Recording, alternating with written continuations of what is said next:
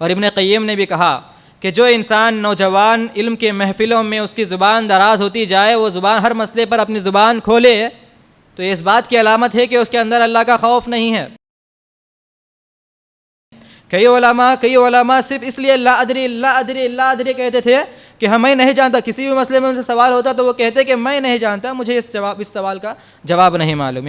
امام احمد بن حنبل کے سامنے ایک معمولی سا سوال ہوا، اس سوال کے جواب میں بھی امام احمد بن حنبل نے کہا کہ لا ادری، تو ایک آدمی پریشان بھی ہوا، حیران بھی ہوا۔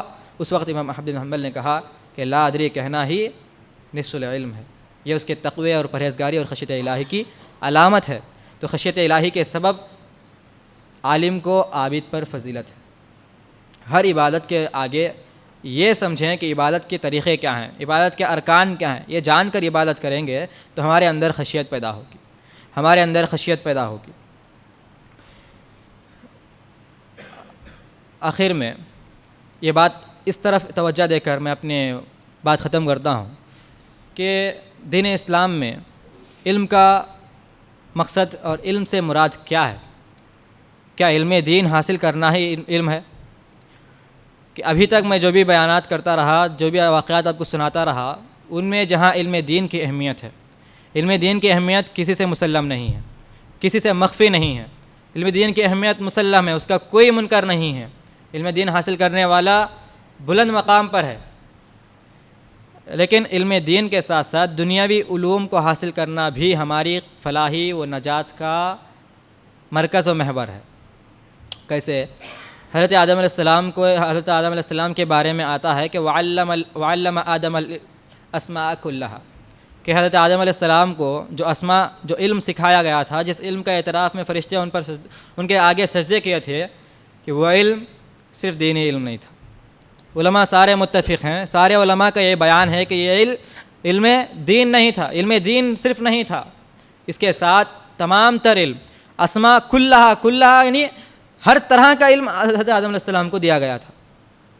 اور ہمارے اسلاف میں سے کبھی کسی نے بھی اس علم کو تقسیم نہیں کیا کہ یہ علم حاصل کریں گے، علم دین حاصل کرنے والے علماء ہیں، دوسرا علم حاصل کرنے والے وہ علماء نہیں ہیں، بلکہ ہمارے علماء نے ہمیشہ اور ہمارے اسلاف نے ہمیشہ علم دین کے ساتھ ساتھ دنیاوی علوم بھی حاصل کرتے رہے۔ بغداد میں جو کتابیں ہیں، وہ کتابیں آج علم فلکیات، علم طبیعیات، علم کیمیات، علم نفسیات، ہر طرح کے کتابیں وہاں موجود ہیں۔ اندلس میں ہمارے علماء کے آگے جو یہودی اور عیسائی شاگردی تعلیم حاصل کرتے تھے، وہ لوگ صرف علم دین کو حاصل نہیں کرتے تھے، علم دین کے واسطے نہیں آتے تھے۔ وہ عیسائی اور یہودی ہیں، علم دین کے لیے کیوں آئیں گے؟ عیسائی اور یہودی اس لیے آتے تھے کہ وہاں اندلس میں علماء میں طبیب بھی تھے، ماہرین طب تھے، ماہرین فلکیات تھے، ماہرین نفسیات تھے، ہر طرح کا علم رکھنے والے علماء اس وقت موجود ہوتے تھے۔ ہمارے مدرسہ عمرآباد کا بھی یہی حال ہے، وہاں علم کی کوئی تفریق نہیں ہے، علم دین بھی سکھایا جاتا ہے اور دنیاوی علم بھی سکھایا جاتا ہے، کیونکہ انسان جب دین سیکھتا ہے تو اس کا لازم جز ہے، فرض ہے اس پر۔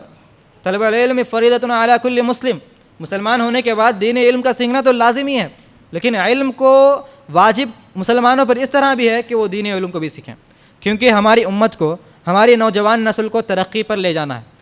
ان کا ایک معیار ہے، ان کو ممتاز مقام پر رکھنا ہے۔ وہ کیسے ممکن ہے؟ آج جو علوم معروف و مشہور ہیں، جن علوم کے ذریعے لوگ ہمارے محتاج بنتے ہیں، ہم لوگوں کی ضرورت بنتے ہیں، ان علوم کو سیکھنے کی ضرورت ہے۔ آج ہمیں لوگوں کا محتاج نہیں بننا ہے، لوگوں کو محتاج بنانا ہے، ہماری ضرورت کو محسوس کرنا ہے۔ تو اندلس کے علماء میں ویسے بھی علماء تھے، ماہرین طب بھی تھے، ابو القاسم الزہراوی، ایسے بہت بڑے سائنسدان تھے، ایسے سائنسدان کہ ان کے بارے میں ماہرین طب کے میدان میں بہت آگے تھے۔ ہمارے استاد مولانا دکتور الیاس مدنی اعظمی فرماتے ہیں، انہوں نے کہا تھا کہ بغداد کی جو لائبریری تھی، اگر وہ لائبریری آج حاضر ہوتی، آج قائم ہوتی، اگر اسے تاتاریوں نے جلا دیا نہ ہوتا تو دنیا آج جو ترقی دیکھ رہی ہے ان کتابوں کے ذریعے سے دیکھ رہی ہے۔ اگر دنیا جو آج ترقی کو دیکھ رہی ہے وہ ترقی 300 سال قبل ہی ہوتی ہو، مسلمانوں کے ہاتھوں 300 سال قبل ہی وہ ترقی آج ہم دیکھ رہے ہوتے، لیکن وہ سرمایہ ہمارے ہاتھوں سے نکل گیا ہے۔ لیکن آج بھی ہم ممتاز قوم ہیں، ہم ہی غالب رہیں گے اگر ایمان اور تقوی ہمارے پاس ہو، علم دین اگر ساتھ ہمارے ساتھ ہو۔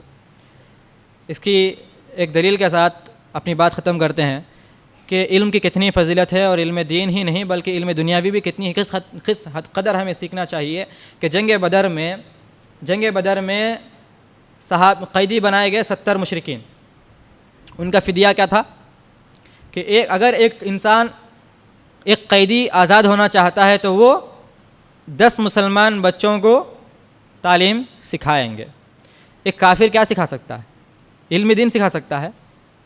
علم دین تو سکھا نہیں سکتا۔ ایک کافر ہمیں دینی علوم ہی سکھا سکتے ہیں، یا تو وہ ہمیں کتابت سکھائے گا، لکھنا کیا ہے، یا پھر دنیاوی امور جو بھی ہیں وہی سکھا سکتے ہیں۔ تو کافروں سے بھی آپ صلی اللہ علیہ وسلم نے علم سکھایا ہے، یہی علم کی برکت ہے۔ تو اس علم کے ذریعے سے ہمیں آگے بڑھنا ہے۔ آخر میں یہی گفتگو ہماری ہے، ہمارے خطبے کا یہی لب لباب ہے کہ علم حاصل کریں ہر طرح کا۔ کہنے کے لیے باتیں بہت ہیں مگر عمل کے لیے ایک بات کافی ہے کہ ہم ہر طرح کا علم حاصل کریں گے، اور اسی علم کے بنیاد پر ہم اپنی امت کو، اپنی نسل کو، نوجوان نسل کو اس ممتاز مقام پر کھڑا کریں گے کہ آج جو زوال پذیر ہم ہیں، زندگی گزار رہے ہیں، وہ زندگی ہمیں اپنی نسل کو دیکھنی نہ پڑے، فتنوں کے گھیر میں نہ آئے۔ آج ہماری نوجوان نسل ارتداد کا شکار ہے، عورتیں، خواتین بے حجابی اور ارتداد کے شکار ہیں، یہ فتنہ ہے ہمارے پاس۔ نوجوان نسل کفر و شرک کے میدان میں پھنستے جا رہے ہیں۔ یہ سب کچھ ہو رہا ہے کیوں؟ کیونکہ ہم انہیں علم دین نہیں سکھا رہے ہیں۔ ہمارا کہنے کا مقصد یہ ہے کہ گھروں میں لازماً اپنی اولاد کو علم دین سکھائیں، اور علم دین کے ساتھ ساتھ ان مدارس میں پڑھائیں جہاں دینی علوم میں بھی انسان کو ماہر بنایا جاتا ہے، دینی علوم بھی سکھائے جاتے ہیں۔ آخر میں دعا گو ہیں کہ اللہ تعالی ہمیں علم کے ذریعے، دولت علم کے ذریعے، سرمایہ علم کے ذریعے آگے بڑھ کر علم کو حاصل کر کے امت کو آگے بڑھانے اور امت کو ایک ممتاز مقام پر لا کھڑا کرنے کی توفیق عطا فرمائے۔ آمین ثم آمین، وآخر دعوانا الحمد للہ رب العالمین۔